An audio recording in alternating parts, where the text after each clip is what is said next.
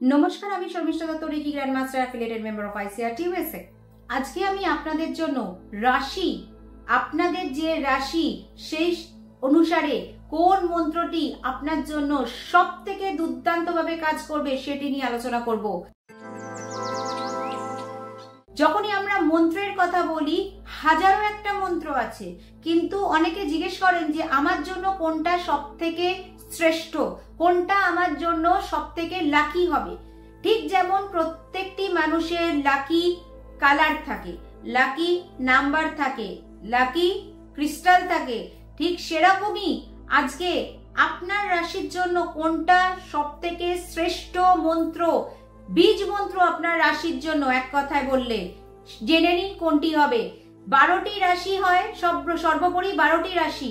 এই 12টি রাশির মধ্যে আজকের ভিডিও পার্ট 1-এ আমি 6টা মন্ত্র দেব, পরবর্তী 6টা রাশির মন্ত্র আমি আগামী পর্বে দেব।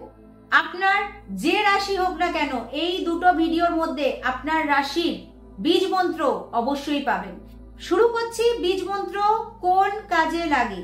আপনার রাশি অনুসারে বীজ মন্ত্র যদি আপনি জপ করেন, আপনার প্রত্যেক দিক থেকে বেনিফিট পাবেন। গুড লাক যেটা বলি, যে আপনার প্রত্যেকটা ক্ষেত্রে গুড লাক লাগেই লাগে। সে আপনার বিয়ের ক্ষেত্রে হোক, কাজের ক্ষেত্রে হোক, শরীর ভালো থাকার ক্ষেত্রে হোক, গুড লাক। আপনার এই রাশি মন্ত্র জপ করলে আপনার ভাগ্য চমকাবেই চমকাবে। সাথে সাথে আপনার যে কোনো বাধা বিপত্তি কাটবে, আপনার মনে ভয় সেটি কাটবে।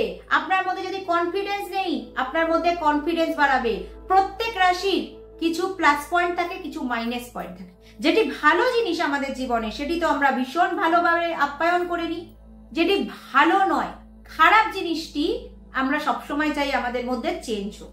আপনার রাশির যে উইকনেস, আপনার রাশির যে দুর্বল পয়েন্ট, সেই পয়েন্টগুলিকে আজকে আমরা ঠিক করব সেই রাশির বীজ মন্ত্র চ্যান্ট করে। কখন চ্যান্ট করবেন? আপনি এই মন্ত্র দিনের শুরুতে অবশ্যই জপ করবেন এবং রাতে শুতে যাওয়ার আগে পারলে অবশ্যই করবেন। সকালেরটা তার কোনো ব্যতিক্রম নেই, রাতেরটা আপনি পারলে করবেন, আপনার জন্যই ভালো হবে। আরেকটি জিনিস, শোনার সময় আপনার হয়তো এটি মনে হবে কখন করব, সকালে উঠে তো আমি অফিস যাই, বা সকালে উঠে আপনার বাড়ির নানান কাজ থাকে, কখন করব। আপনার জন্য আরেকটু সহজ করে দিচ্ছি, অপেক্ষা করুন।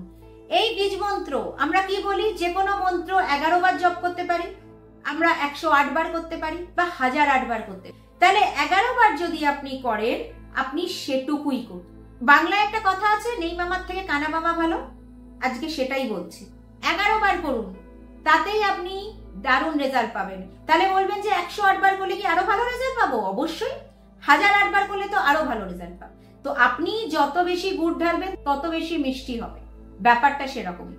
11 বার দিয়ে শুরু করেই দেখুন না, না করার থেকে কিছু করা ভালো।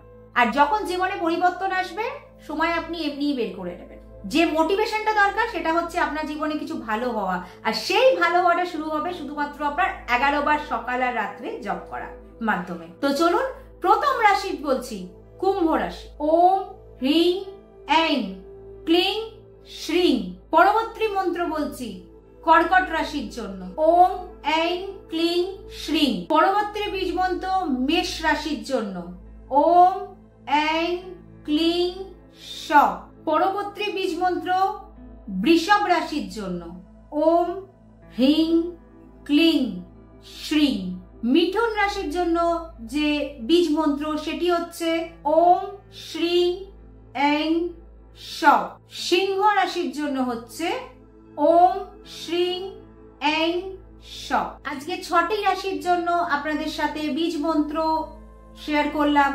আগামী পর্বে যে 6টি রাশি বাকি আছে, আবার আপনাদের জন্য আমি বীজ মন্ত্র শেয়ার করব। আপনি যদি আমার সাথে সরাসরি যুক্ত হতে চান, নিচে ডেসক্রিপশন বক্সে লিংক দেওয়া আছে, আপনি ক্লিক করে জয়েন করতে পারেন। আর কমিউনিটি বক্সেও লিংক দেওয়া আছে, সেখান থেকেও আপনি হোয়াটসঅ্যাপের ফ্রি গ্রুপ জয়েন করতে পারেন। সুইচ বোর্ড, এনার্জি সার্কেল, নানান ধরনের জিনিস দিয়ে থাকি। আর যদি কোনো ধরনের কনসালটেশন চান, আপনি সরাসরি স্ক্রিনে দেওয়া নাম্বারে আমার সাথে যোগাযোগ করতে পারেন। পেড কনসালটেশন দিয়ে থাকি বিয়ের ক্ষেত্রে, জব না পাওয়ার ক্ষেত্রে, কার্য সিদ্ধি হওয়ার জন্য, কাজে প্রসপারিটি আসার জন্য। কোনো সমস্যা থাকলে যোগাযোগ করতে পারেন। থ্যাংক ইউ, ভালো থাকুন, সুস্থ থাকুন।